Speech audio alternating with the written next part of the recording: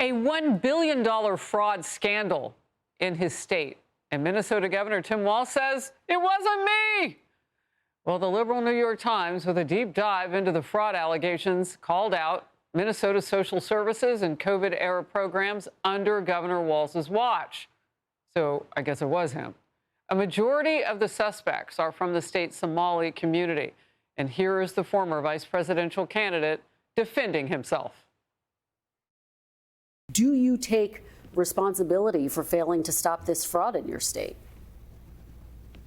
Well, certainly I take responsibility for putting people in jail. Minnesota is a generous state. Minnesota is a prosperous state, a well-run state. We're AAA bond rated, but that attracts criminals. Those people are going to jail. We're doing everything we can. But to demonize an entire community on the actions of a few, it's lazy.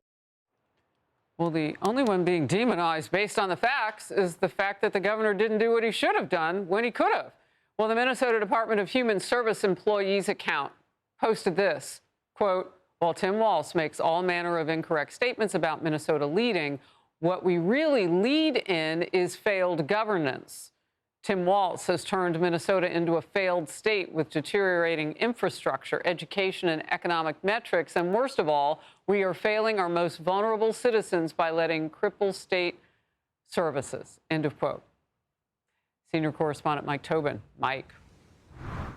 And here's Minnesota Republicans are making it clear that this widespread fraud happened on Tim Walz's watch, and he should own it. It started with emergency COVID money, and it went on for years. 50 people have been convicted, 78 are charged. The suspects are concentrated in Minnesota's Somali community. And since the Somalis have grown into a powerful political voting bloc, Minnesota Democrats, particularly Governor Tim Walz, are accused of turning a blind eye to the fraud. One attorney involved in the case reportedly said the state ignored all the red flags. It was like someone was stealing from a cookie jar, and they kept refilling it. An account for the Department of Human Services representing 480 members posted on X. Tim Walz is 100% responsible for massive fraud in Minnesota.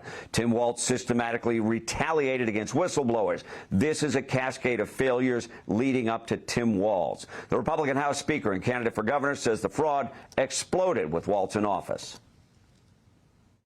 He has said that he takes responsibility for putting people in jail, but he's never apologized to the taxpayers. He's never taken accountability of saying this has happened on his watch, and he's pushed it aside until I, as Speaker of the House, established the Fraud Prevention and Agency Oversight Committee this legislative session, and it has finally drawn national attention.